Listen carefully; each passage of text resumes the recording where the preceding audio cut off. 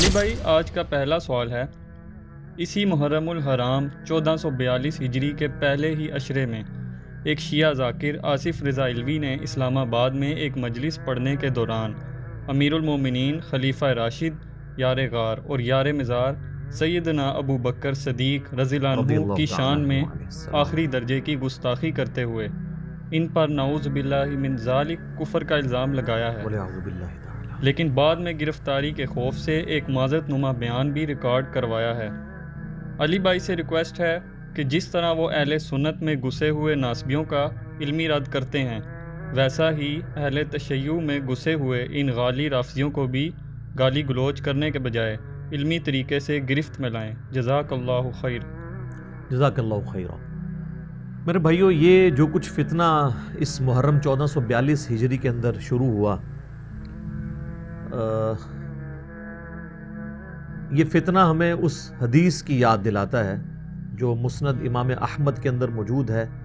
اور مشکات المصابیح کے اندر بھی سیدنا علی کے فضائل والے چیپٹر میں موجود ہے۔ اگرچہ اس کی سند کمزور ہے لیکن اس سے باقی روایتیں سپورٹیو ہیں کہ اللہ کے محبوب صلی اللہ علیہ وآلہ وسلم نے فرمایا کہ اے علی، تم میری امت میں عیسیٰ ابن مریم کی مثل ہو علیہ السلام۔ یہودیوں نے ان کا انکار کر کے اور ان کی توہین کر کے اور ان کی ماں کے اوپر الزام لگا کر اپنے آپ کو تباہی میں ڈالا، اور دوسری طرف کرسچنز نے ان کے بارے میں وہ کچھ دعویٰ کیا جس کے وہ اہل نہیں تھے، یعنی خدا کا بیٹا قرار دے دیا یا خدا ہی قرار دے دیا، والعیاذ باللہ تعالی۔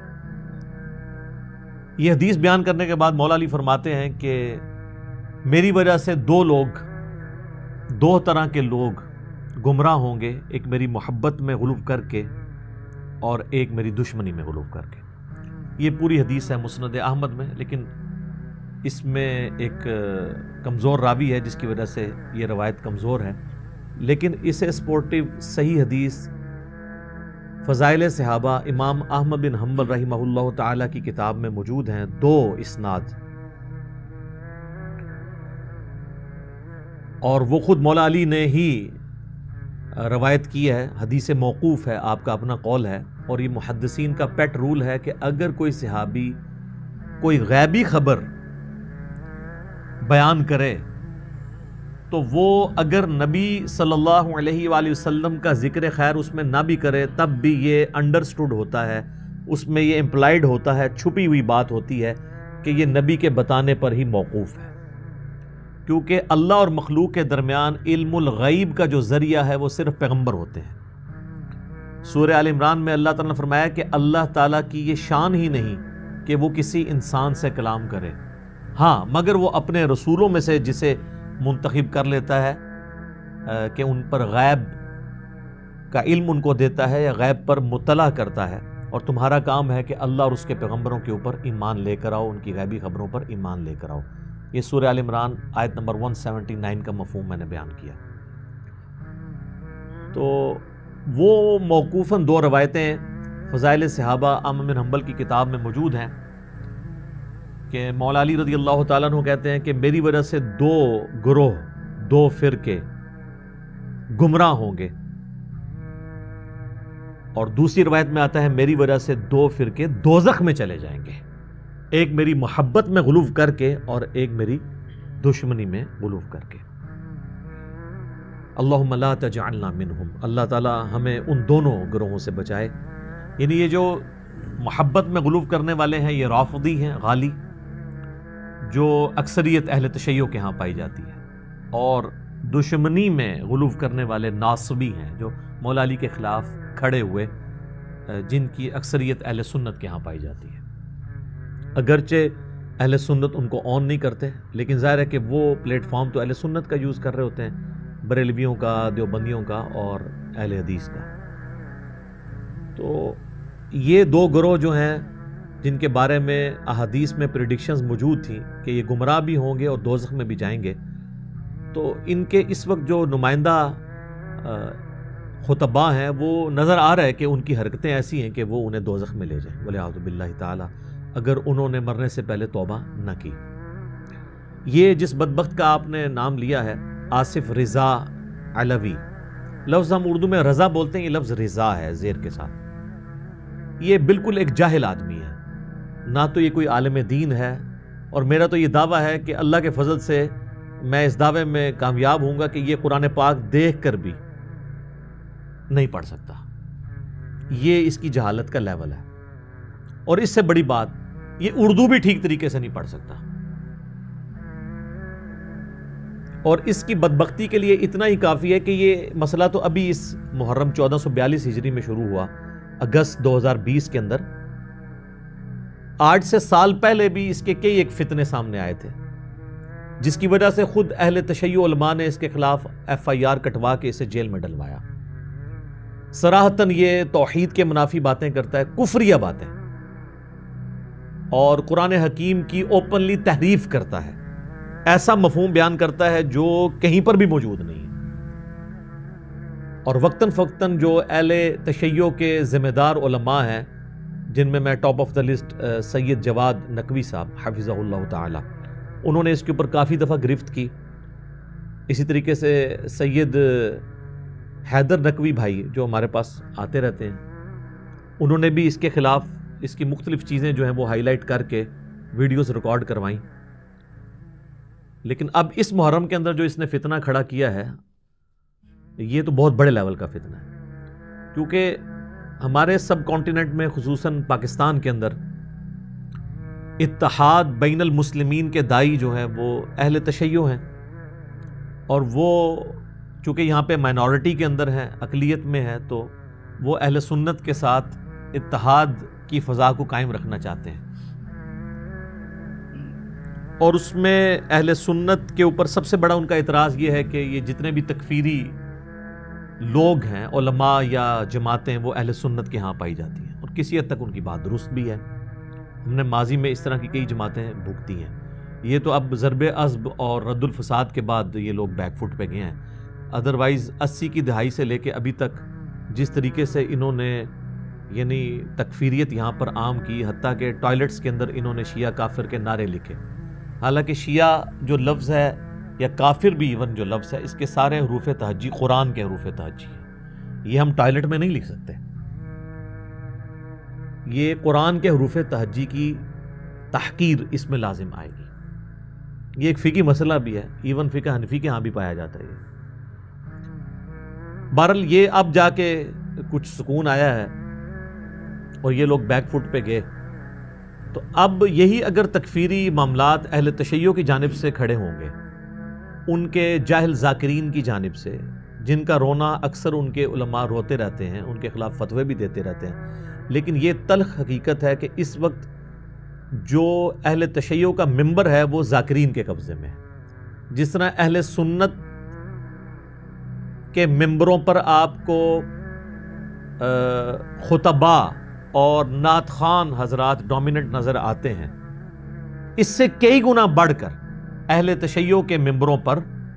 آپ کو ذاکرین کا قبضہ نظر آئے گا۔ اہل سنت میں پھر بھی علماء کا پلڑا بھاری ہے، لیکن اہل تشیع میں پریکٹیکلی ذاکرین کا پلڑا بھاری ہے، اور اسی وجہ سے اہل تشیع کے علماء یہ رونا پیٹنا کرتے رہتے ہیں اپنے مکتب فکر کا، اور کہتے ہیں جی مکتب اہل بیت بدنام ہو رہا ہے۔ حالانکہ یہ ایک دن میں ایسا نہیں ہوا، اس کے پیچھے 70-80 سال کی جو ہے وہ ایک گمراہی کی داستان ہے، جس نے یہاں تک اب رنگ دکھایا ہے کہ اب اوپنلی ممبروں سے علی اللہ نعوذ باللہ، حسین جل جلالہ نعوذ باللہ، اس قسم کے الفاظ بھی سننے کو مل رہے ہیں جو صراحتاً کفری عقائد ہیں۔ اگرچہ اہل تشیع کے بڑے علماء اس کی مذمت کرتے ہیں، لیکن عوام الناس تو انہی لوگوں کو ممبروں پر جگہ دیتی ہے، اور اس میں ایک ذاکر جو ہے یہ بھی ہیں۔ تو اب اہل تشیع کے لیے لمحہ فکریہ ہے، جس طرح کچھ دن پہلے ڈاکٹر اشرف آصف جلالی نے سیدہ فاطمہ زہرا سلام اللہ علیہا کی شان میں گستاخانہ جملے بولے، اور اس نے کیسے پینترے بدلے۔ سب سے پہلے تو اس نے اپنی ویڈیو ڈیلیٹ کر دی جس میں اس نے یہ بات کی تھی کہ جب مانگ رہی تھی خطا پر تھی،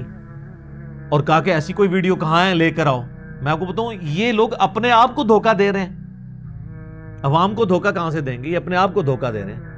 وہ کسی نے ویڈیو سنبھالی تھی، وہ اس نے چڑھا دی، پھر جو ہے پھر اس نے پینترا بدلا اور اس نے کہا جی نہیں نہیں وہ یہ نہیں، یہ تو فلاں بزرگ نے بھی خطا لکھا، فلاں نے لکھا، 3-4 لیکچر اس پہ دیے. اس پہ جب خود بریلوی علماء نے اسے ڈانٹا، پھر اس نے ایک نیا پینترا بدلا اور اس نے کہا نہیں میرا تو کہنے کا مطلب اجتہادی خطا تھا. یہ 3 سٹیپس میں اس نے اپنی 2 نمبری ظاہر کی، اور آج وہ جیل کی سلاخوں کے پیچھے ہے. وہ نہ پہ بھی ہو، وہاں پہ نہ بھی ہو، اصل تو آخرت کا عذاب ہے نا جو بھگتنا ہے اگر اس نے توبہ نہ کی مرنے سے پہلے. تو بریلوی علماء نے بڑا پازیٹیو کردار ادا کیا اور فرنٹ سے لیڈ کیا، اگرچہ وہ خود ایک سمجھ لیں بریلویوں کی ڈومیننٹ پرسنالٹی ہے. بالکل اب شیعہ کو بھی چاہیے کہ یہ اب کام بریلویوں کا یا اہل حدیث یا دیوبندیوں کا نہیں ہے کہ اس منوس مارے کو پکڑیں. یہ اہل تشیع علماء کا کام ہے کہ وہ فرنٹ سے لیڈ کریں اور اس کو اندر کروائیں. صرف تقریریں اور مذمتی بیان دینے سے کام نہیں چلے گا. اس نے بھی اسی طریقے سے اشرف جلالی والا کام کیا، اس نے بھی اپنے پینترے بدلے اور اس نے کہا جی میں نے تو وہ سیدہ زینب سلام اللہ علیہا کی بات کی تھی، میں نے تو سیدہ فاطمہ کی بات ہی نہیں کی. حالانکہ پورے کانٹیکسٹ کے ساتھ بات ہے. اس نے جو ہے وہ پہلے بطول نام لیا، پھر فدق کا ذکر کیا، اور پھر اسی کانٹیکسٹ کے اندر اس نے بات کی کہ جی وہ حق مانگنے گئی تھی، اور پھر اس نے کہا کہ جی وہ حق کا انکار کر کے نعوذ باللہ خلیفہ جو ہے وہ کافر ہو گیا، اگر وہ فضیلت کا انکار کرتا تو صرف گناہگار ہوتا. تو یہ حق کا انکار نعوذ باللہ من ذالک، یہ تو ایک معاملہ ہی الگ ہے. میرا فدق آج ٹاپک نہیں، میں دیکھ لیں میرے نزدیک تو دونوں موقف درست تھے. اگر سیدنا ابوبکر صدیق رضی اللہ تعالیٰ عنہ وعلیہ السلام سیدہ فاطمہ کی بات مان لیتے تو وہ بھی موقف درست تھا، کیونکہ یہ مسئلہ مینیجیریل تھا. اور اگر جو انہوں نے خود ڈیسیژن کیا مینیجیریل، یہ بھی اپنی جگہ درست تھا. سیدنا عمر ابن عبدالعزیز رحمہ اللہ تعالیٰ نے آلموسٹ اس واقعے کے 90 سال کے بعد جب وہ 99 ہجری میں خلیفہ بنے تو انہوں نے آل فاطمہ کے حوالے فدق کو کر دیا تھا. یہ ایک الگ سے ٹاپک ہے. تو میں دونوں چیزوں کو مینیجیریل ایشو سمجھتا ہوں. تو یہ جو اس شخص نے یہ بات کی کہ سیدنا ابوبکر صدیق کے بارے میں کہ انہوں نے حق کا انکار کیا اور کفر کیا نعوذ باللہ، بعد میں کہتا ہے میں تو یزید کی بات کر رہا تھا. او بھائی یزید تو سب سے منحوس ترین پرسنالٹی ہے اہل سنت کے ہاں. وہ لوگ جن میں ناسبیت بھی پائی جاتی ہے نا، وہ بھی یزید پہ لانتیں بھیجتے ہیں. تو یزید کی بات ہی نہیں تھی ہو رہی، کیونکہ تم نے اس تقریر کے سٹارٹ میں کہا ہے کہ میں اسلام آباد میں بیٹھ کے وہ بات کروں جس کے لیے بڑا جگرا چاہیے. یزید کو کنڈیم کرنے کے لیے بڑا جگرا چاہیے جس پہ خود سنی لانتیں بھیج رہے ہیں. اور ہماری ویڈیوز کے بعد تو اب مطلب پورے کا پورا بنو امیہ کا خاندان جو ہے وہ تختہ مشق بنا ہوا ہے، اور بنو امیہ میں سیدنا عثمان بن عفان شامل نہیں ہے. ان کے پیچھے چھپنے کی کوشش کرتے ہیں، وہ ایکسکلوڈ ہیں. جس طرح اگر ہم بنو ہاشم کے فضائل بیان کریں گے تو اس کا یہ مطلب نہیں کہ ہم ابو لہب کے فضائل بیان کر رہے ہیں، وہ انڈرسٹوڈ ہوتا ہے. لیکن ڈومیننٹ کی بات کی جاتی، تغلیب کا قاعدہ. جیسے قرآن میں بھی آیا ہے کہ فرشتوں کو حکم ہوا کہ سجدہ کرو تو سب نے کیا سوائے ابلیس کے، حالانکہ ابلیس تو فرشتہ نہیں تھا. تو اللہ نے اس کو بھی، چونکہ ڈومیننٹ فرشتے ہی تھے زیادہ، ایک صرف جن تھا تو اللہ نے اس کو بھی اس طریقے سے شمار کیا. تو یہ عربی کا قاعدہ ہوتا ہے. تو یزید کے لیے اس کی مذمت کرنے کے لیے کون سا جگرا چاہیے؟ یہ پہلی ٹیکنیکل غلطی جو وہ اپنے مذمتی بیان میں کہہ رہا ہے کہ جی وہ میرے پہ یہ الزام لگا رہے ہیں، میں تو یزید کی بات کر رہا تھا. دوسری اس نے مس ہینڈلنگ جو اس میں کی کہ یزید نے تو کسی حق کا انکار کیا ہی نہیں، اس نے تو حق دے دیا. پھر وہ کیا حق مانگنے گئی تھی کہ یہ اب امام سجاد زین العابدین رحمہ اللہ تعالی ورضی اللہ تعالیٰ عنہ علیہ السلام المتوفى 95 ہجری، وہ کہہ رہے تھے کہ ان کی جان بخشی کر دی جائے اور باقی اب جو آل رسول میں سے بچ گئے ہیں ان کو واپس روانہ کر دیا جائے. تو یزید نے تو اس کے بعد وہ حق دے دیا تھا. پہلے جو اس نے جو دنیا اور آخرت میں اپنے لیے تباہی کمائی وہ تو الگ، لیکن بعد میں تو اس نے تو حق دے دیا تھا نا. کوئی حق کا انکار نہیں کیا، اس نے جانے دیا. اور وہاں پہ وہ فضائل تو اپنے اس اعتبار سے سنانے نہیں گئی تھی، بلکہ وہ اس حق کے لیے گئی تھی سیدہ زینب. تو یہ بات میچ ہی نہیں کرتی اور سب کو یہ پتہ ہے. اسی وجہ سے خود اہل تشیع میں کئی لوگ ہیں جنہوں نے کنڈیم کیا کہ اس نے یہ غلط بات کی ہے. علمی اختلاف آپ ضرور رکھیں،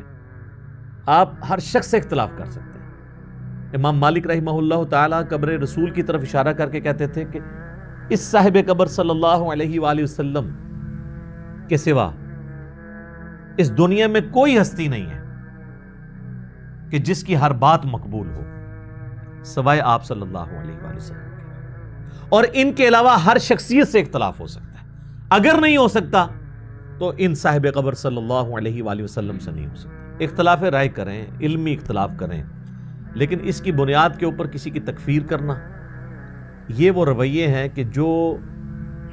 مخالفین کو اپنے دلائل پر مضبوط کر دیتے ہیں۔ جس طریقے سے اہل سنت نے جو ہے وہ امیر شام کے معاملے میں جو ایک سٹیٹس رکھا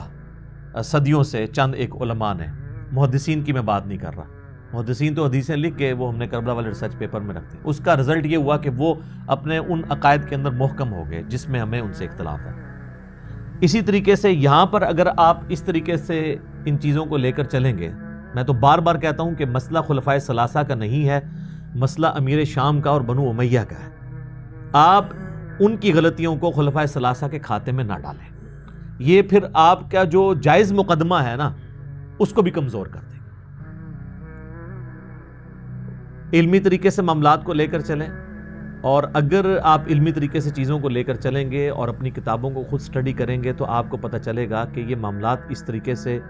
جیسا کہ آپ کے ذاکرین ممبروں سے بیان کر رہے ہیں اور جاہل قسم کے علماء بیان کر رہے ہیں، وہ معاملات ویسے نہیں ہیں، بلکہ حقیقت سے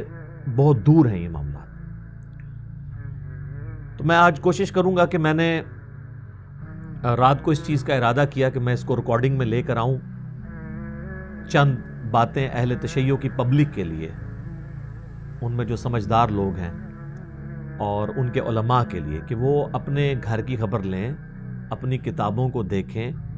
اور اگر اہل سنت اور اہل تشیع اپنے ممبروں سے اٹھنے والی آوازوں کو چھوڑ کر اپنی کتابوں کی طرف آ جائیں تو 90% اختلافات ختم ہو جائیں گے۔ یعنی دوسرے معنوں میں جو ہم کہتے ہیں کہ مرنے سے پہلے اے مسلمان کر لے اس پہ غور،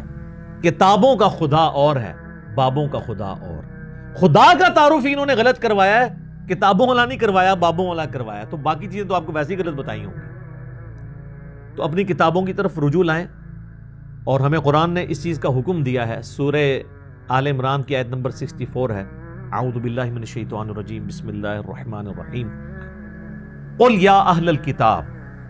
تعالوا الی کلمۃ سواء بیننا وبینکم الا نعبد الا اللہ۔ اے اہل کتاب، آؤ اس بات کی طرف جو تم میں اور ہم میں کامن ہے، کہ ہم مت پوجیں کسی کو سوائے اس اللہ کے۔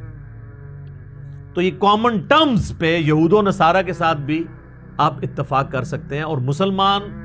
فرقے جو ہیں وہ آپس میں کیوں نہیں کامن ٹرمز کے اوپر اتفاق کر سکتے؟ اور کامن ٹرمز آپ کو ممبر سے نہیں ملیں گی، ممبر سے تو زہر ہی اگل رہے ہیں علماء، وہ آپ کو کتابوں میں ملے گی، اور وہ کتابیں اپنی اپنی پڑھ لیں۔ میں نہیں کہتا کہ شیعہ جو ہیں وہ اہل سنت کی کتابیں پڑھیں اور اہل سنت شیعہ کی پڑھیں، یہ تو بہت بات کی سٹیج ہے۔ پہلے اپنی کتابیں وہ پڑھ لیں، ان کو پتہ چلے کہ کیا یہ نظریات اسی طریقے سے ہیں جس طرح ہمارے ممبروں سے بیان ہوتے ہیں۔ تو یہ جناب مولا علی رضی اللہ تعالیٰ عنہ علیہ السلام کے خطبات پر مشتمل ایک کتاب جو پوری دنیا کے اندر، چونکہ یہ عربی کے اندر ہے، اہل تشیع کے ہاں سب سے مقبول ترین کتاب ہے۔ ویسے حدیث کی تو سب سے مقبول کتاب اصول الکافی ہے، جس طرح اہل سنت کے ہاں صحیح بخاری ہے، لیکن نہج البلاغہ وہ کتاب ہے جسے اصول الکافی سے بھی زیادہ عروج ملا ہے، اور یہ وہ کتاب ہے جس کا نام سارے شیعہ کو، چاہے وہ تھوڑا سا بھی علمی شغف رکھتے ہوں یا نہ رکھتے ہوں، کم از کم یہ پتہ ہے، اور اللہ کے فضل سے اس کا اردو ترجمہ ہو چکا ہے، اس کا PDF جو ہے وہ گوگل کے اندر اویلیبل ہے، اور یہ کسی ایرے غیرے نتھو خیرے کا ترجمہ نہیں ہے، یہ ایک بہت بڑے شیعہ عالم ہیں، مفتی جعفر حسین رحمہ اللہ تعالیٰ، فوت ہو چکے ہیں، انہوں نے ترجمہ کیا ہے، اور اس کا PDF بھی آپ کو گوگل میں مل جائے گا، پروفیشنل PDF کلرڈ۔ اس کے اندر مولا علی رضی اللہ تعالی عنہ علیہ السلام کے خطبات ہیں، اور ان کے چند خطوط ہیں، مکتوبات جو انہوں نے لکھے، اس کے اوپر میں الگ سے ایک ویڈیو ریکارڈ کروا چکا ہوں، مسئلہ نمبر 162A، خلافت راشدہ کے 30 سال نہج البلاغہ کی روشنی میں، اس میں بھی میں نے خطبات کو کور کیا تھا۔ آج میں صرف اس سے پنجتن پاک کی نسبت سے 5 ریفرنسز پیش کروں گا، اور پھر میں دعوت فکر دوں گا اہل تشیع عوام میں جو سمجھدار لوگ ہیں ان کو، اور ان کے سمجھدار علماء کو، اور اگر ذاکرین میں بھی کوئی 1-2 سمجھدار لوگ موجود ہیں تو ان کو بھی، کہ یار اردو ترجمہ اس کا پڑھ کے دیکھیں کہ یہ مولا علی رضی اللہ تعالیٰ عنہ علیہ السلام نے خلفائے ثلاثہ کی شان میں کیا کچھ فرمایا ہے۔ کیا آپ واقعی علی کے شیعہ ہو؟ ہم تو کہتے ہیں ہم علی کی شیعہ ہیں، کہ ہم علی کی تعلیمات کو فالو کرنے والے ہیں۔ آپ اگر علی کے شیعہ ہو تو میں یہ جو 5 خطبات کور کروں گا، آپ نے دیکھنا ہے کہ آج علی کا شیعہ کون ہے جو ان خطبات کی روشنی میں چل رہا ہے یا بالکل اس کے اپوزٹ چل رہا ہے۔ باقی رہ گیا اس نہج البلاغہ سے شروع میں ایک خطبہ ہے، وہ خطبہ نمبر 3، وہ اکثر اہل تشیع کہتے ہیں جی وہ خطبہ آپ پڑھیں، شقیہ جسے کہا جاتا ہے خطبے کو، وہ آپ پڑھ کے دیکھ لیں۔ اس کی لینگویج جتنی غیر مہذب لینگویج ہے وہ خاندان نبوت کی لینگویج ہی نہیں لگتی۔ جس طرح یہود و نصارہ کی کتابوں کے اندر تحریف کی گئی، اسی طریقے سے اہل سنت اور اہل تشیع کی کتابوں میں بھی ایسی باتیں آئی ہیں کہ جو اوریجنلی ائمہ اہل بیت سے یا پیغمبر اسلام صلی اللہ علیہ وآلہ وسلم سے نہیں ہیں، بلکہ وہ راویوں کی کارستانیاں ہیں جو داخل ہوئی ہیں۔ تو وہ شقیہ کو آپ چھوڑیں، باقی جو خطبات ہیں وہ ان کے مزاج میں وہ شقیہ بیٹھتا ہی نہیں ہے، نہ اس کی لینگویج ایسی ہے کہ جو پیغمبر اسلام صلی اللہ علیہ وآلہ وسلم کے جو اہل البیت ہیں ان کی لینگویج شمار ہو۔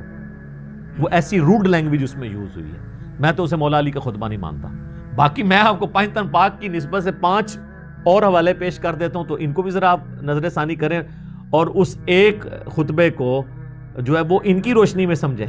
یہ نہ ہو کہ وہ ایک چیز کو پکڑ کے پوری کتاب کو ہی آپ زیرو کر رہے ہو، پوری کتاب کا اسلوب ایک طرف ہے اور ایک خطبہ ایک طرف ہے، تو وہ بول رہا ہوتا ہے کہ میرے ساتھ کسی نے ہاتھ کیا ہوا ہے۔ تو وہ میں 5 ریفرنسز کور کرتا ہوں۔ ان کو کور کرنے سے پہلے ایک دفعہ دروشی پڑھ لیں۔ اللہم صلی علی محمد وعلی آل محمد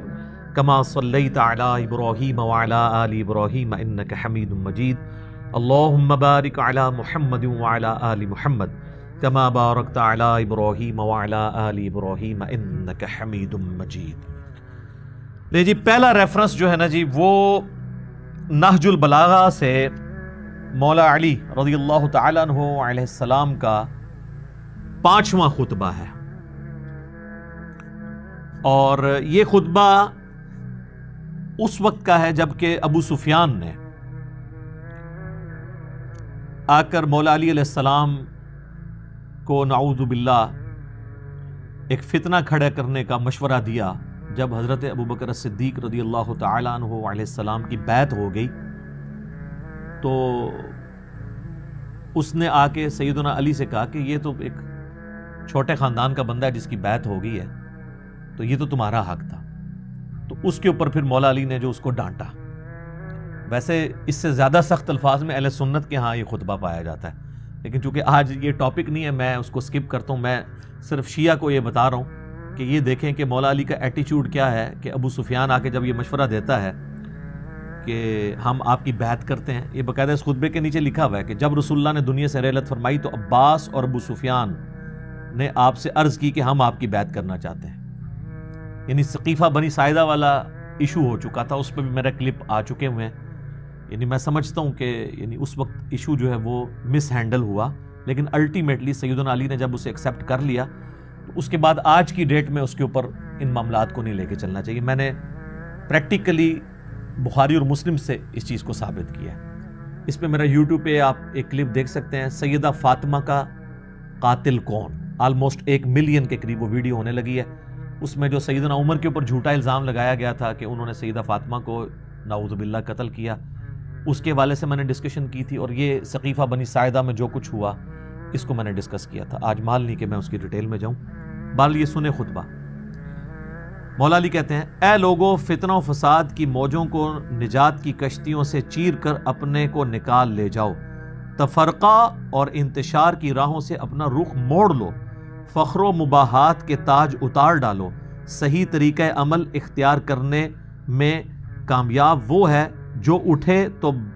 پر و بال کے ساتھ اٹھے، اور نہیں تو اقتدار کی کرسی دوسروں کے لیے چھوڑ دے۔ وہ کہتے ہیں کہ یعنی اب جو سچویشن ہے اس میں اقتدار کے لیے کھڑا ہونے سے بہتر یہ ہے کہ اقتدار کی کرسی چھوڑ دی جائے، اور اس طرح خلق خدا کو بد امنی سے راحت میں رکھے۔ یہ اس وقت طلب خلافت کے لیے کھڑا ہونا ایک گندلا پانی اور ایسا لقمہ ہے جو کھانے والے کے گلوگیر ہو کر رہے گا۔ پھلوں کو ان کے پکنے سے پہلے چننے والا ایسا ہے جیسے دوسرے کی زمین میں کاش کرنے والا۔ وہ کہتے ہیں کہ ابھی اس پھل کے پکنے کا وقت نہیں آیا، یعنی میری خلافت کا وقت ابھی نہیں آیا۔ کچے پھل اتارنے کا کوئی فائدہ ہے؟ مولا علی کی خلافت کا وقت تب آنا تھا جب جنگ جمل، صفین اور نہروان ہونے تھے، اور وہ چوتھے خلیفہ کی باری تھے، اور نبی الاسلام نے پہلے پریڈکشن کی ہوئی تھی۔ دیکھیں نا جی، سنن نسائی الکبریٰ کے اندر، المستدرک للحاکم کے اندر، اور کئی کتابوں کے اندر یہ حدیث صحیح سند کے ساتھ موجود ہے کہ نبی صلی اللہ علیہ وآلہ وسلم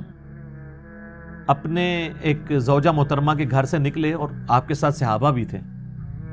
راستے میں آپ کی جوتی ٹوٹ گئی،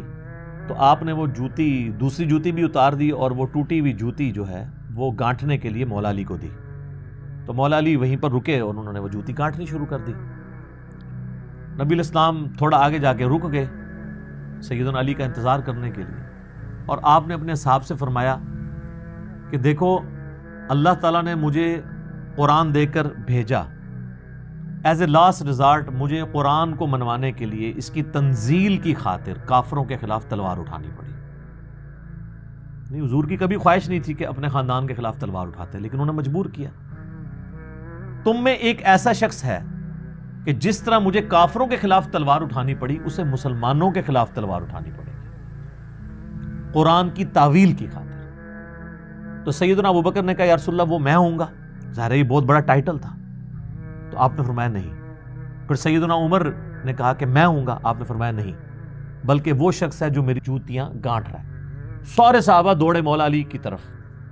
اور کہا آپ کے لیے نبی الاسلام نے اتنی بڑی بشارت ارشاد فرمائی ہے کہ آن دا بہاف آف پروفٹ آپ مسلمانوں کے خلاف قتال کریں گے، جس طرح نبی الاسلام نے کافروں کے خلاف قتال کیا تھا، یعنی جنگ جمل، صفین، نہروان کلمہ گو کے خلاف تھی۔ تو کہتے ہیں کہ سیدنا علی مسکرا پڑے، جس سے ہمیں یہ پتہ چل گیا کہ حضرت علی کو یہ بات پہلے ہی پتہ تھی کہ انہوں نے یہ کام کرنا۔ تو اب یہ نہج البلاغہ میں جو کہہ رہے ہیں نا کہ پھل پکنے سے پہلے نہ اتارو، یعنی میرا جب موقع آئے گا، جس وقت میری ڈیوٹی اللہ کے نبی نے لگائی ہے، میں نے اسی وقت وہ ڈیوٹی پوری کرنی ہے۔ اگر بولتا ہوں تو لوگ کہتے ہیں کہ یہ دنیاوی سلطنت پر مٹے ہوئے ہیں، اور جب چپ رہتا ہوں تو کہتے ہیں کہ موت کے ڈر سے چپ ہیں۔ افسوس، اب یہ بات جب کہ میں ہر طرح کے نشیب و فراز دیکھ بیٹھا ہوں، یعنی مولا علی کے لیے اب کیا رہ گیا تھا، ساری جنگیں تو انہوں نے لڑی تھی، ٹھیک ہے، اسلام عروج تک پہنچ چکا تھا۔ خدا کی قسم، ابو طالب کا بیٹا موت سے اتنا مانوس ہے کہ بچہ اپنی ماں کی چھاتی سے اتنا مانوس نہیں ہوتا۔ البتہ ایک علم پوشیدہ ہے میرے سینے کی تہوں میں لپٹا ہوا ہے کہ اسے ظاہر کر دوں تو تم اسی طرح پیچ و تاب کھانے لگو جس طرح گہرے کنووں میں رسیاں لرزتی اور تھر تھراتی ہیں۔ وہ کہتے ہیں کہ میرے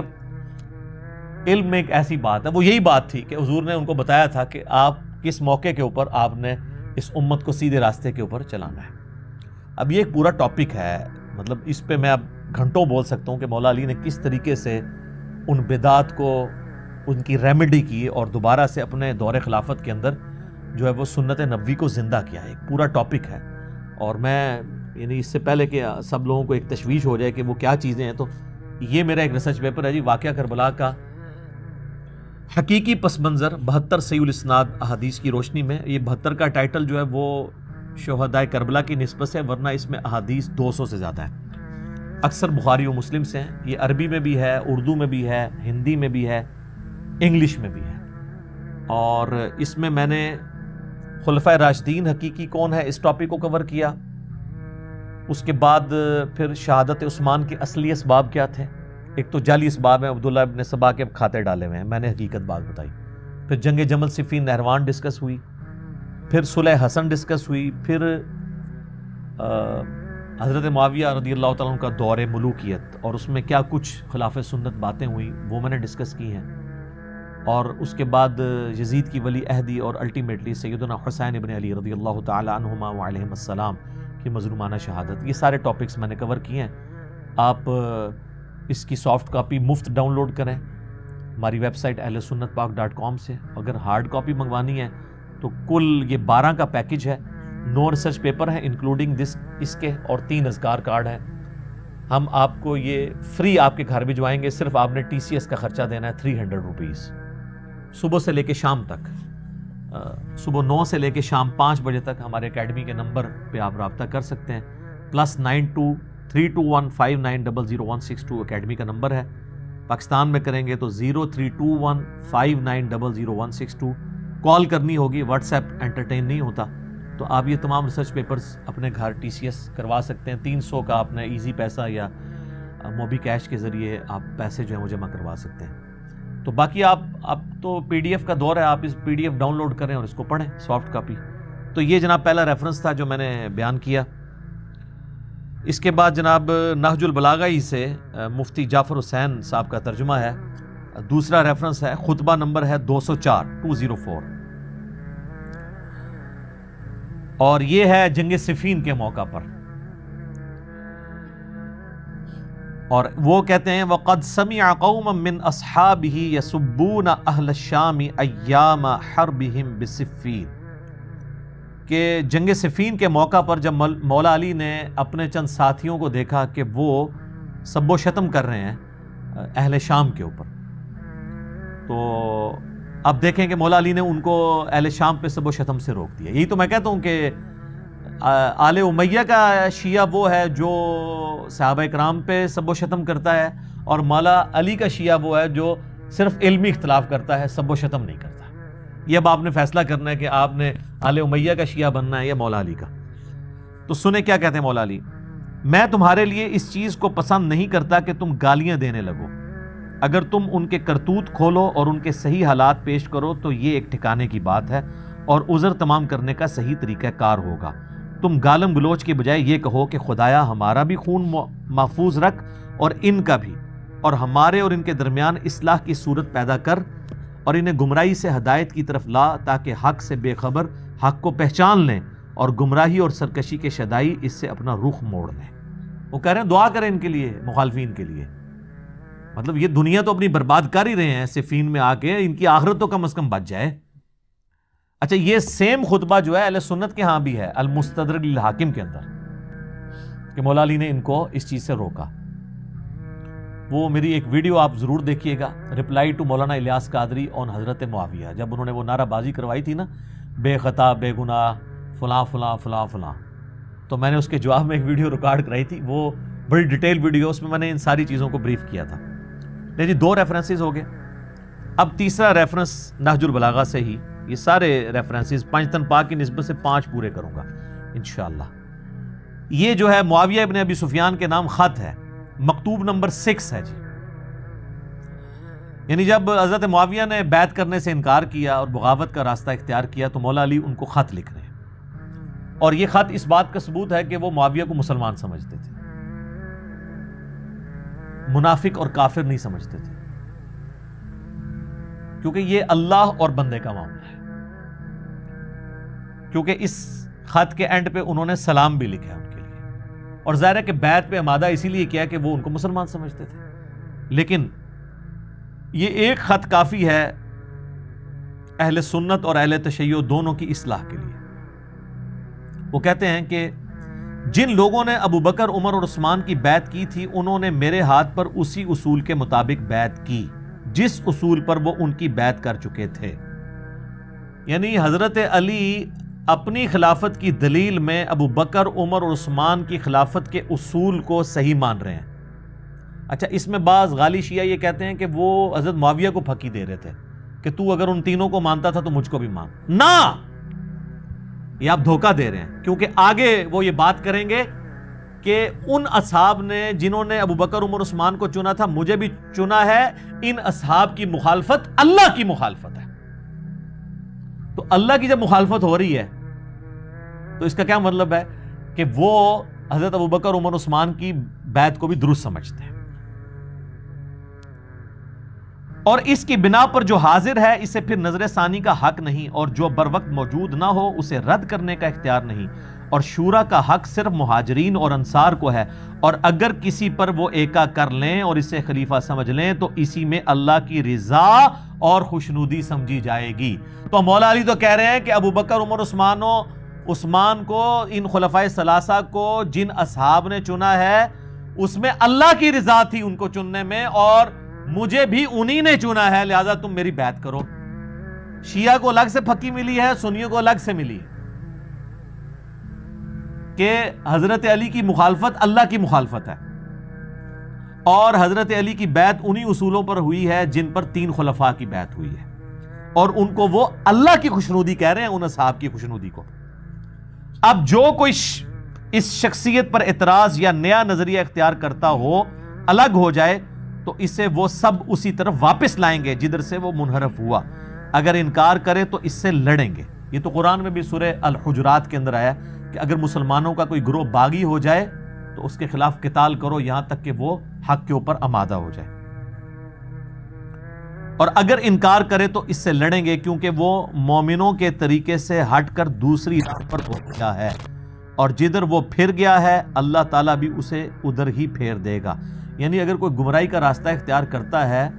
تو وہ جس طرف پھرا ہے اور وہ چاہتا ہے کہ میں گمراہی میں رہوں، تو اللہ تعالیٰ اسے اسی گمراہی میں رہنے دے گا۔ اے معاویہ، میری جان کی قسم، اگر تم اپنی نفسانی خواہشوں سے دور ہو کر عقل سے دیکھو گے تو سب لوگوں سے زیادہ مجھے عثمان کے خون سے بری پاؤ گے، مگر یہ کہ تم بہتان باندھ کر کھلی ہوئی چیزوں پر پردہ ڈالنے لگے ہو۔ والسلام۔ انہوں نے کہا یہ یعنی جو قتل عثمان کی آڑ تم نے لی ہوئی ہے اور مجھ پہ یہ الزام دھر رہے ہو، تو اب یہ لادہ سے ٹاپک ہے کہ اہل سنت کے ائمہ نے بھی یہی باتیں ساری لکھی ہیں۔ وہ میرا پچھلے دنوں بھی ایک ویڈیو ریکارڈ ہو گئی ہے محرم میں نے یعنی ان کی رئی سے کسر نکال دی ہے، ورنہ تو پھر 1.5 گھنٹہ اور لگ جائے گا۔ یوٹیوب پہ آپ جا کے لکھیں حضرت معاویہ رضی اللہ تعالیٰ عنہ اینڈ امامز آف اہل سنت، میں نے 15 ریفرنسز دیے ہیں حضرت معاویہ کے بارے میں، اہل سنت کے ائمہ کا کیا موقف ہے، تاریخ کی کتابوں سے نہیں، حدیث کی کتابوں سے، کہانیوں سے نہیں، اصولی باتوں سے۔ تو آج وہ ٹاپک نہیں ہے اس لیے میں اسے سکپ کرتا ہوں۔ نہیں جی، 4th ریفرنس جو ہے وہ خطبہ نمبر 132 ہے مولا علی کا نہج البلاغہ میں، اور یہ یعنی جب سیدنا عمر نے مشورہ کیا کہ وہ جنگ یرموک میں خود جانا چاہتے ہیں، رومن امپائر کے خلاف جو سپر پاور کے خلاف جنگ تھی، تو انہوں نے مولا علی سے مشورہ کیا۔ وقد شاورہ عمر بن الخطاب فی الخروج الی غزو الروم بنفسہ، جب حضرت عمر بن خطاب نے غزوہ روم میں شرکت کے لیے حضرت سے مشورہ کیا تو آپ نے کیا فرمایا؟ اللہ نے دین والوں کی حدوں کو تقویت پہنچانے اور ان کی غیر محفوظ جگہوں کو دشمن کی نظر سے بچائے رکھنے کا ذمہ لے لیا ہے۔ وہی خدا اب بھی زندہ و غیر فانی ہے جس نے اس وقت ان کی تائید و نصرت کی تھی جبکہ وہ اتنے تھوڑے تھے کہ دشمن سے انتقام نہیں لے سکتے تھے، اور ان کی حفاظت کی جب وہ اتنے کم تھے کہ اپنے کو محفوظ نہیں رکھ سکتے تھے۔ تم اگر خود ان دشمنوں کی طرف بڑھے اور ان سے ٹکرائے اور کسی افتاد میں پڑ گئے تو اس صورت میں مسلمانوں کے لیے دور کے شہروں کے پہلے کوئی ٹھکانہ نہ رہے گا،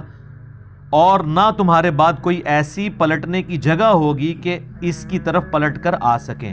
تم ان کی طرف اپنی بجائے کوئی اور تجربہ کار آدمی بھیجو اور اس کے ساتھ اچھی کارکردگی والے اور خیر خواہی کرنے والے لوگوں کو بھیج دو۔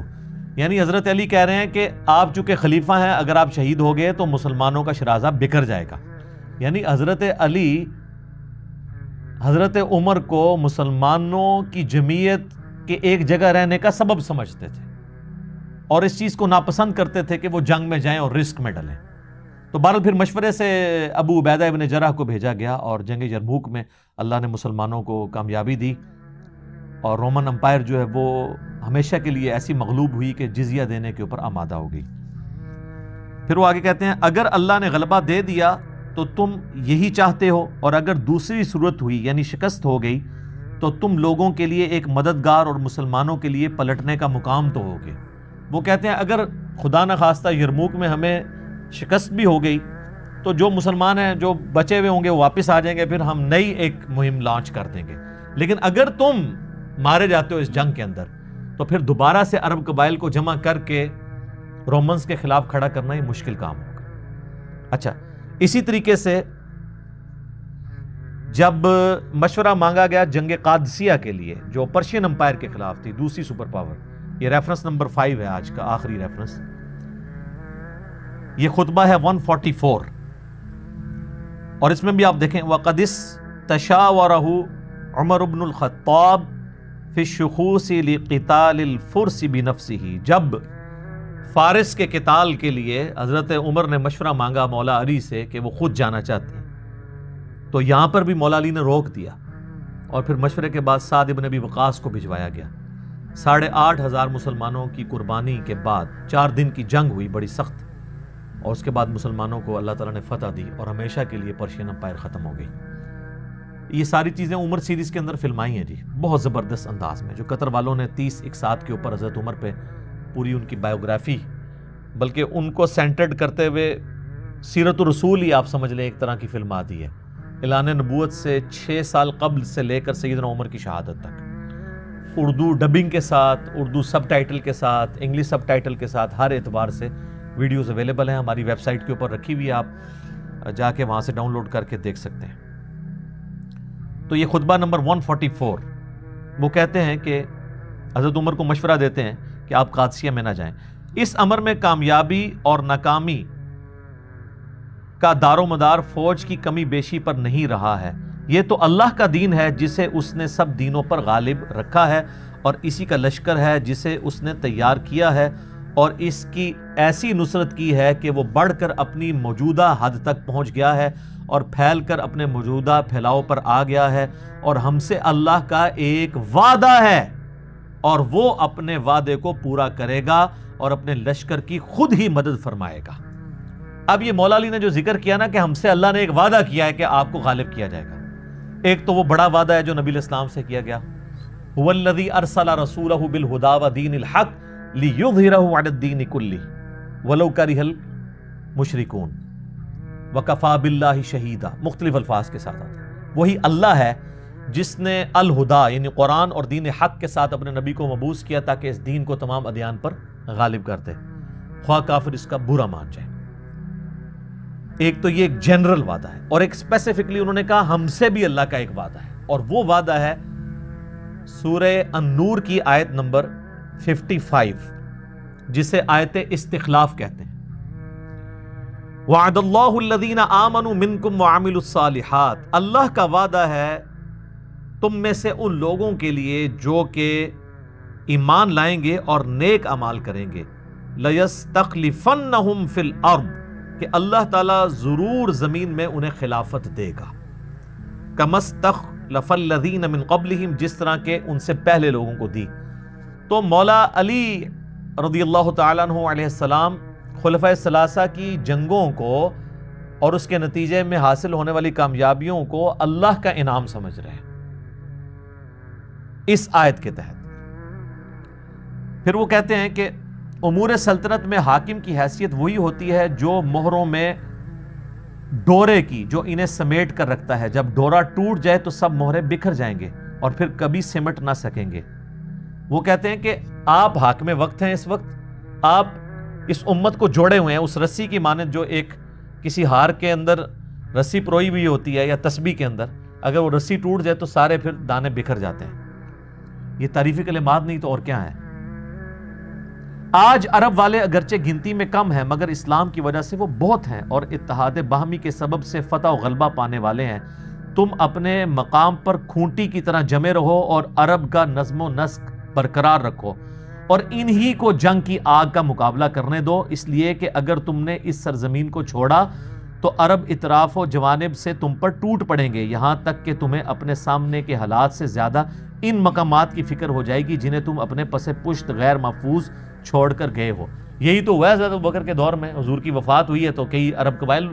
مرتد ہو گئے، تو حضرت ابوبکر کو تو پہلے 2 سال انہی قبائل سے نپٹنا پڑا ہے۔ اس دوران بھی پرشین امپائر کے کچھ حصے فتح ہو گئے تھے لیکن بڑی مہم نہیں لانچ ہو سکی کیونکہ اندر کے قبائل ہی مرتد ہو گئے تھے، اور انہی کے بارے میں بخاری مسلم میں آتا ہے نا کہ میرے حوض کوثر پہ کچھ لوگ آئیں گے، میں جنہیں پہچانتا ہوں گا، میں کہوں گا اصحابی اصحابی، یہ تو میرے ساتھی ہیں، میرے صحابہ ہیں۔ یعنی قانوناً تو وہ صحابی تھے نا، جنہوں نے فتح مکہ پہ حضور کو دیکھا، ایمان لے کر آئے، بعد میں وہ عرب قبائل مرتد ہوئے حضرت ابوبکر کے دور میں، تو وہ ظاہر ہے کہ وہ حضور کی زندگی تک تو وہ صحابی تھے قانوناً، بعد میں مرتد ہوئے۔ اب یہ ایک الگ سے ٹاپک ہے، مسئلہ 96 میرا ریکارڈڈ ہے، عظمت صحابہ، رد المنافقین اور سنی شیعہ کے اختلاف کا تحقیقی جائزہ، وہ آپ دیکھ لیں۔ تو مولا علی کہہ رہے ہیں کہ تم اس جگہ پہ رہو، اگر تم جنگ میں آگے گئے تو پیچھے عرب قبائل مدینے پہ ٹوٹ پڑیں گے، دارالخلافہ کے اوپر، کیپٹل سٹی کے اوپر، اور پھر تمہیں دو جگہ کی ٹینشن ہوگی، پیچھے کی بھی اور آگے کی بھی۔ اگر تم یہیں پر رہو گے تو اس میں بھی انہوں نے وہی بات کی کہ اگر خدا نہ خواستہ آگے شکست ہو بھی گئی تو وہ تمہاری طرف پلٹ آئیں گے، پھر تم مزید کمک روانہ کر دینا اور نیکسٹ ہم کسی بیٹل فیلڈ میں ان سے جیت جائیں گے۔ کل اگر عجم والے تمہیں دیکھیں گے تو آپس میں یہ کہیں گے کہ یہ ہے سردار عرب، اگر تم نے اس کا قلع کما کر دیا تو آسودہ ہو جاؤ گے، تو اس کی وجہ سے ان کی حرص اور طمع تم پر زیادہ ہو جائے گی۔ وہ کہتے ہیں وہ تو چاہ رہے ہیں کہ آپ باہر نکلیں تو وہ آپ کو قتل کریں تو ساری مینجمنٹ کمزور ہو جائے۔ یہ سارے تعریفی کلمات ہیں، مطلب یہ جس شخص کے ساتھ انسان محبت رکھتا ہو اسی کے لیے کلمات بول سکتا ہے۔ لیکن یہ جو تم کہتے ہو کہ وہ لوگ مسلمانوں سے لڑنے بھیڑنے کے لیے چل کھڑے ہوئے ہیں تو اللہ ان کے بڑھنے کو تم سے زیادہ برا سمجھتا ہے۔ یعنی حضرت عمر یہ سمجھتے تھے اگر میں جاؤں نا تو کامیابی کے زیادہ چانس ہیں، کیونکہ وہ بڑی سخت فوج ہے۔ اور آپ کو بتاؤں یہ پرشینز جو تھے نا، یہ رومن امپائر سے زیادہ جنگجو لوگ تھے، کیونکہ یہ لوگ عرب کی طرح ایک ٹف ماحول کے عادی تھے، اور آپ کو پتہ ہے وہاں پہ یہ اتنے بڑے بڑے ہاتھی بھی لے کے آگے تھے، اور مسلمانوں کے گھوڑوں نے ہاتھی تو دیکھے نہیں ہوئے تھے، تو وہ پھر گھوڑے بھاگ جاتے تھے ان ہاتھیوں کو دیکھ کے۔ پھر بنو تمیم کے لوگوں نے اپنے گھوڑے بھی چھوڑ کے انہوں نے پیدل چل کے نیزوں سے ان ہاتھیوں کو گرایا۔ یہ بہت بڑی یعنی ایک سمجھ لیں مسلمانوں کی قربانیاں تھیں۔ تو حضرت عمر کو حضرت علی یہ کہہ رہے ہیں کہ جتنی تمہیں ٹینشن ہے نا اس بات کی کہ کیا بنے گا، تو اللہ تعالیٰ کافروں کے غلبے کو تم سے زیادہ برا سمجھتا ہے جتنا تم سمجھ رہے ہو، تو اللہ پہ توکل کرو، اللہ تعالیٰ فتح دے گا۔ اور وہ جسے برا سمجھے اس کے بدلنے اور روکنے پر بہت قدرت رکھتا ہے۔ اور ان کی تعداد کے متعلق جو کہتے ہو کہ وہ بہت زیادہ ہیں، تو ہم سابق میں کثرت کے بلبوتے پر نہیں لڑا کرتے تھے بلکہ اللہ کی تائید اور نصرت کے سہارے پر لڑا کرتے تھے۔ یعنی یہ بھی انہوں نے کہہ دیا کہ بھئی جنگ قادسیہ میں اگر پرشین کی تعداد زیادہ ہے اور مسلمان بہت تھوڑے ہیں تو یہ ٹینشن نہ لو، پہلے بھی ہم نے جتنی جنگیں جیتی ہیں نا وہ اللہ کی نصرت اور مدد سے ہی جیتی ہیں، تو اب بھی وہی اللہ جس نے ہمیں ان جنگوں میں فتح دی تھی تو اس جنگ میں بھی ہمیں فتح دے گا۔ یہ 5 میں نے پنجتن پاک علیہ السلام کی ریفرنس سے ان کی نسبت سے حوالے پیش کیے اور یہ نہج البلاغہ سے پیش کیے۔ اس کا اسلوب، ان خطبات کے اندر جو لینگویج استعمال ہوئی ہے وہ بالکل کلیئر کٹ اشارہ کرتی ہے کہ خلفائے ثلاثہ کا ایشو الگ تھا، بنو امیہ کا ایشو الگ تھا، اور بنو امیہ ایکسکلوڈنگ عثمان ابن عفان اور عمر بن عبدالعزیز رضی اللہ عنہما وعلیہم السلام، ان کو چھوڑ کے، چونکہ وہ غالب اکثریت کی بات ہوتی ہے۔ تو یہ 5 خطبات، اس کے علاوہ بھی اور پیش کیے جا سکتے ہیں، میرے پاس تو بہت کچھ اس میں پیش کرنے کو ہے۔ تو اس کی روشنی میں اگر آپ دیکھیں، اور آپ ایک خطبہ نمبر 3 شقیہ لے کے بیٹھے ہوئے ہیں، اس خطبے کا نام ہے، اس کی تو لینگویج بھی نہ مولا علی والی لینگویج لگتی ہے اور نہ اس کتاب کے اسلوب کو وہ سپورٹ کرنے والی ہے۔ چلیں یہ اب وہ نہج البلاغہ بائی چانس کھلی ہوئی ہے تو میں اصول برکت کے لیے 1-2 حوالے آپ کو اور دے دیتا ہوں، تاکہ یہ یعنی ایک سمجھ لیں پنجتن پاک سے اب 7 کی نسبت ہو جائے گی۔ 7 کی نسبت بھی تو ہے نا جی، 7 آسمان ہے، طواف کعبہ کے 7 چکر ہیں۔ تو آپ یہ ذرا دیکھیے گا، یہ جو میں اب ریفرنس آپ کو، ایک تو میں نے اکثر بیان کیا نا کہ نبی علیہ السلام کی 4 بیٹیوں کے حوالے سے ایک بہت فتنہ کھڑا کرتے ہیں، اور یہ بھی صرف یہ سب کانٹیننٹ کے لوگ ہیں۔ ایران کے اہل تشیع علماء نبی علیہ السلام کی 4 بیٹیاں مانتے ہیں، اور ان کی اپنی حقیقی بیٹیاں۔ ایک یہ ایشو، دوسرا سید کا غیر سید سے نکاح۔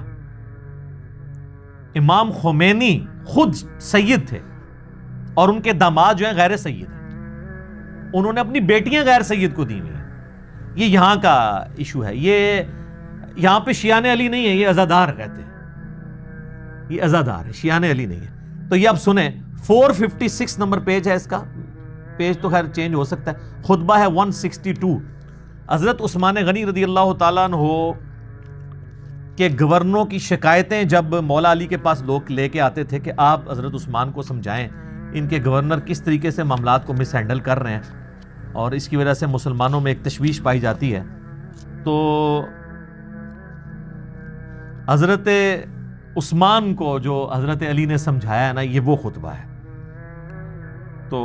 اور اس میں دیکھیں کتنے پیارے انہوں نے الفاظ استعمال کیے۔ یہ خطبہ 162 ہے۔ جب امیر المومنین علیہ السلام کے پاس لوگ جمع ہو کر آئے اور عثمان کے متعلق جو باتیں انہیں بری معلوم ہوئی تھیں ان کا گلہ کیا اور چاہا کہ حضرت ان کی طرف سے ان سے بات چیت کریں اور لوگوں کو رضامند کرنے کا ان سے مطالبہ کریں، چنانچہ آپ علیہ السلام تشریف لائے اور حضرت عثمان سے کہا، لوگ میرے پیچھے منتظر ہیں اور مجھے اس مقصد سے تمہارے پاس بھیجا ہے کہ میں تمہارے اور ان کے جو اختلافات ہیں ان کو نپٹاؤں۔ خدا کی قسم میری سمجھ میں نہیں آتا کہ میں تم سے کیا کہوں، جبکہ میں اس سلسلے میں ایسی کوئی بات نہیں جانتا کہ جس سے تم بے خبر ہو۔ وہ کہتے ہیں حضرت عثمان آپ کو سب کچھ پتہ ہے جو کچھ ہو رہا ہے، آپ کے جو تحفے آپ نے جو مسلط کیے ہوئے ہیں امت کے اوپر، بنو امیہ کے یہ جو لونڈے ہیں، تو آپ کو تو سب کچھ پتہ ہے۔ اچھا یہ ساری باتیں بخاری مسلم میں بھی موجود ہیں، میں اس طرف نہیں جا رہا آج، وہ آپ میرا ریسرچ پیپر کربلا والا پڑھ لیں، میں نے یہ ساری باتیں بتائی ہیں وہاں پہ بھی۔ اور نہ کوئی ایسی چیز بتانے والا ہوں کہ جس کا تمہیں علم نہ ہو، جو تم جانتے ہو وہ ہم جانتے ہیں، نہ تم سے پہلے ہمیں کسی چیز کی خبر تھی کہ تمہیں بتائیں اور نہ علیحدگی میں کچھ سنا ہے کہ تم تک پہنچائیں، جیسے ہم نے دیکھا ویسے تم نے بھی دیکھا اور جس طرح ہم نے سنا تم نے بھی سنا، جس طرح ہم رسول اللہ کی صحبت میں رہے تم بھی رہے، یعنی سب کچھ آپ کو پتا ہے کہ یہ نظام حکومت وہ نہیں ہے جو رسول اللہ اور شیخین کا تھا۔ مختار سقفی پہ فلم بنائی ہے ایران والوں نے، اس میں سلمان ابن سرد صحابی جو حضرت حسین علیہ السلام کو خط لکھ کے بلواتے ہیں، تو وہ خط میں یہی لکھتے ہیں نا کہ اس نے شیخین کا راستہ چھوڑ دیا ہے امیر شام نے، ٹھیک ہے، اور پھر اس کی وفات کے بعد وہ لکھتے ہیں کہ ایک مر گیا اور اپنے پیچھے دوسرا چھوڑ گیا۔ اب وہ لفظ انہوں نے کیا استعمال کیا تھا، وہ لفظ بہت بھاری تھا، وہ انہوں نے وہی لفظ استعمال کیا تھا جو موسیٰ علیہ السلام کے مخالف کا نام ہے، کہ وہ مر گیا اور اپنے پیچھے ایک دوسرا چھوڑ گیا۔ اچھا، اور حق پر امر پیرا ہونے کی ذمہ داری ابن ابی قحافہ اور ابن خطاب پر اس سے زیادہ نہ تھی جتنی کہ تم پر ہونا چاہیے۔ وہ کہتے ہیں کہ حضرت ابوبکر اور عمر جو حق پر قائم رہے نا، اس سے زیادہ ذمہ داری تمہاری بنتی ہے حق پہ قائم رہنے کی۔ کیوں؟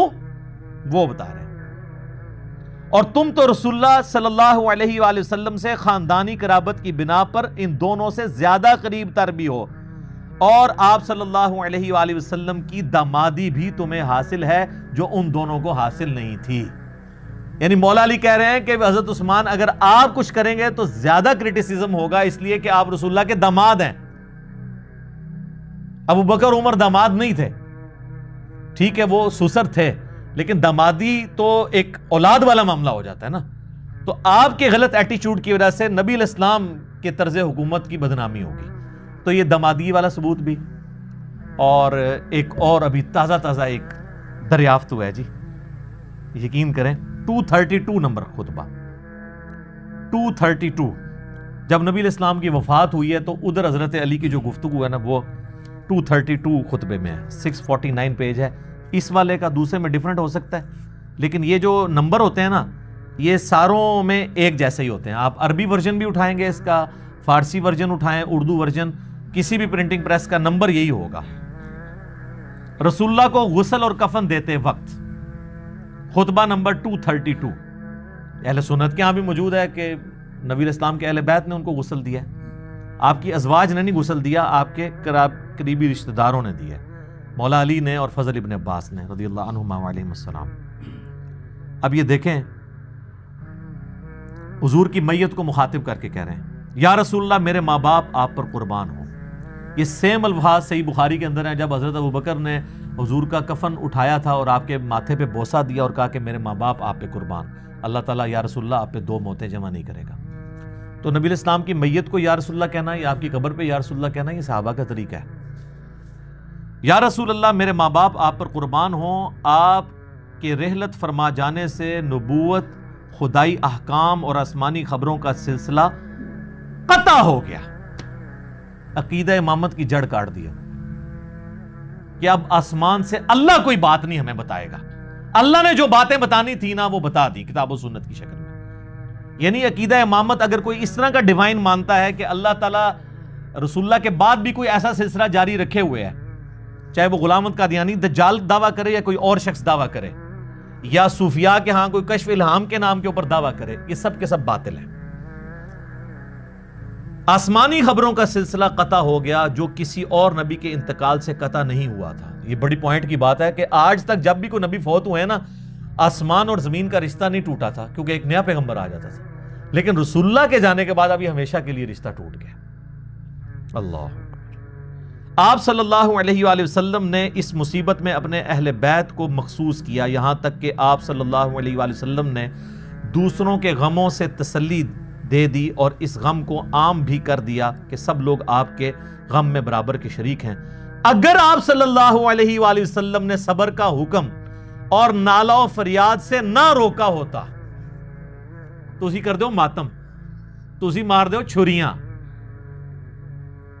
یہ دیکھ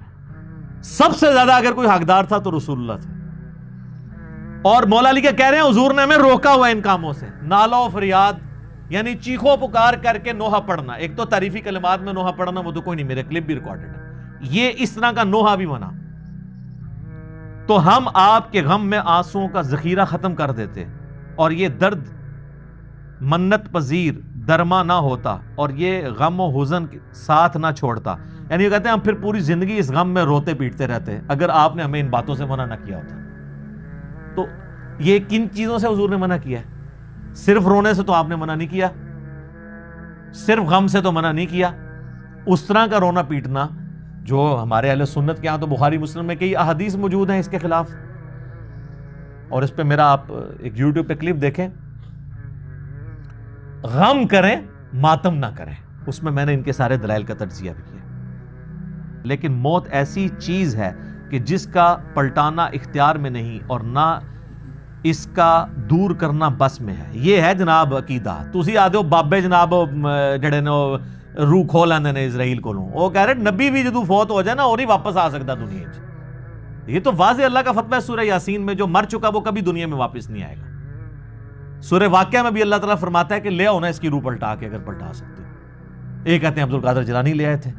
ان بیچاروں کو پتہ بھی نہیں ہوگا, ان کو بھی شرمندگی ہوگی ان کی حرکتوں کی وجہ سے. اور یہ میں بتا دوں حضرت عیسیٰ علیہ السلام بھی جو مردوں کو زندہ کرتے تھے وہ چلتے پھرتے نہیں تھے, صرف اپنی نبوت کی گواہی کے لیے تھوڑی دیر کے لیے زندہ ہوتے تھے, واپس پھر وہ قبر میں, چلتے پھرتے کوئی نہیں تھے. میرے ماں باپ آپ پر نثار ہوں, ہمیں بھی اپنے پروردگار کے پاس یاد رکھیے گا اور ہمارا خیال رکھیے گا. اچھا, یہ اس سے بھی بعض لوگ مس گائیڈ ہوتے ہیں کہ جی یہ جو انہوں نے کہا نا کہ آپ جب اللہ کے پاس جائیں تو ہمیں یاد رکھیے گا اور ہمارا خیال رکھیے گا, تو وہ کہتے ہیں جی حضور سے مدد مانگیے. کوئی مدد نہیں مانگی ہے. انہوں نے کہا جب آپ اللہ کے پاس جائیں گے نا تو ہمیں آپ نے اللہ کے حضور یاد رکھنا ہے. وہ تو ہم کہہ رہے ہیں کہ ہمیں حضور کی دعاؤں کا حصہ پہنچتا ہے جو آپ اپنی زندگی میں کر کے گئے ہیں. بخاری مسلم میں نہیں آتا حضور علیہ السلام نے اپنی وفات سے چند دن پہلے سیدہ فاطمہ کے کان میں ایک بات کہی تو وہ رو پڑی, پھر ایک بات کہی تو ہنس پڑی. تو اما عائشہ نے پھر بعد میں پوچھا اور کہا میں تمہیں اس حق کا واسطہ دیتی ہوں جو میرا تم پر ہے, مجھے بتاؤ رسول اللہ نے کیا بات کی تھی. زندگی میں انہوں نے بھی نہیں پوچھا, ان کو بھی پتا تھا کہ راز کی بات ہے. تو ان کا کہ مجھے حضور علیہ السلام نے کہا تھا کہ میں اب چند دن کا مہمان ہوں, میں دنیا سے جانے والا ہوں. تو اس پہ میں رو پڑی اور پھر مجھے کہا کہ میرے اہل بیت میں سب سے پہلے تم مجھے آ کے ملو گی. تو مرنے کے بعد جنت میں جا کے مل رہے ہیں نا, اور کہا کہ تم اس پہ خوش نہیں ہو کہ تم جنتی عورتوں کی سردار ہو. یہ بخاری مسلم دونوں میں حدیث موجود ہے. تو اس میں مسکرا پڑی. اسی طریقے سے جو مسند احمد میں حدیث ہے, جو کربلا والے دن حضرت ابن عباس نے خواب دیکھا تھا کہ حضور علیہ السلام کے بال پرانگدہ ہیں اور بڑی غم کی حالت ہے اور ہاتھ میں خون کی ایک شیشی اٹھائی ہوئی ہے. اور ابن عباس کہتے ہیں میرے ماں باپ آپ پہ قربان, یہ آپ کی کیا حالت ہے؟ تو فرمایا صبح سے حسین اس کے ساتھیوں کا خون جمع کر رہا ہوں. میرے حسین ان کے ساتھیوں کو مظلومانہ شہید کر دیا گیا کربلا میں, اور وہ شیشی آپ علیہ السلام نے اٹھائی ہوئی تھی. تو ابن عباس گھبرا کے اٹھے اور وہ دن اور تاریخ یاد رکھی, وہ 10 محرم 61 ہجری تھا. بعد میں کافی دنوں بعد خبر آئی، ظاہر ہے اس وقت انٹرنیٹ کا دور تو نہیں تھا، تو پتہ چلا کہ ایگزیکٹ اسی دن شہادت حسین ہوئی تھی علیہم السلام اجمعین. تو یعنی نبی الاسلام کو اللہ تعالیٰ نے دکھایا کہ وہ اس غم کیا. اچھا یہ حدیث لکھ کے نا اسماعیل دہلوی، جس کو دیوبندی اور بریلوی، دیوبندی اور اہل حدیث دونوں اپنا بزرگ مانتے ہیں، تذکیر الاخوان ما تقویت الایمان کٹھی چھپی ہوئی ہے، اس میں اس نے وہ جب بھی لکھتا ہے یزید پلید یزید پلید یزید پلید. اور یہ حدیث لکھ کے وہ لکھتے ہیں کہ اس حدیث سے پتہ چلا کہ نبی علیہ السلام اللہ کی جنتوں میں بھی اپنے حسین کی وجہ سے غم زدہ ہے. یہ اسماعیل دہلوی نے لکھا. تو یہ ایک علیحدہ سے ایک موڈ ہے، یہ ایک الگ چیز ہے. اور نہ یہ ہے کہ کربلا میں کوئی فزیکلی حضرت حسین علیہ السلام کے پاس حضور آ گئے تھے، یہ ایک تمثیل دکھائی گئی ہے تاکہ امت تک ایک میسیج پہنچایا جائے. تو یہ جناب آپ مجھے یہ بتائیں، یہ ماتم، چھوریاں، کوئلوں پر ماتم، زنجیر زنی، یہ یعنی مولا علی تو کہہ رہے ہیں یا رسول اللہ آپ نے روکا ہوا ہے ورنہ ہم یہ سارے کام آپ کے ساتھ بھی کرتے ہیں. تو آج میرا خیال ہے نہج البلاغہ سے جو میں نے 7 ریفرنسز پیش کر کے یہ کتاب بھی بند کر دی ہے اور سارے فرسودہ نظریات بھی بند کر دیے ہیں، جو میں نہیں کہتا شیعان علی کے ہیں، یہ شیعان بنو امیہ کے ہیں. شیعان علی وہ ہوں گے جو پھر بکش مسلمان بنیں گے، یعنی کہ دوسرے معنوں میں کہ مرنے سے پہلے اے مسلمان کر لے اس پہ غور، کتابوں کا خدا اور ہے، بابوں کا خدا اور. کتابوں کے شیعہ اور ہیں، بابوں کے شیعہ اور. کتابوں کا جہاں اور ہے، بابوں کا جہاں اور. تو یہ میں نے علمی طریقے سے ایک پوائنٹ آف ویو سامنے رکھا ہے کیونکہ مجھے پتا تھا کہ یہ ایک موقع ہے کہ ہم بات پہنچا سکتے ہیں. اور میں نے پہلے بھی کئی دفعہ یہ چیزیں مختلف نشستوں کے اندر بیان کی ہیں، سکیٹرڈ فارم کے اندر. آج ذرا کمبائنڈ فارم کے اندر آ گئی ہیں تاکہ ایک سوچنے کا موقع پرووائڈ کیا جائے. اللہ تعالیٰ سے دعا ہے جو حق بات میں نے کہی ہے اللہ تعالیٰ ہمارے دلوں میں راسخ فرمائے. اگر جذبات میں میرے منہ سے کوئی غلط بات نکل گئی ہے تو اللہ تعالیٰ ہمارے دلوں سے ہی اسے دور کر دے اور ہمیں معاف بھی فرما دے. صلاۃ بر محمد و آل محمد. اللہم صلی علی محمد و علی آل محمد. سبحانک اللہم و بحمدک، اشہد ان لا الہ الا انت، استغفرک و اتوب الیک، وما علینا الا البلاغ المبین. جزاکم اللہ خیرا.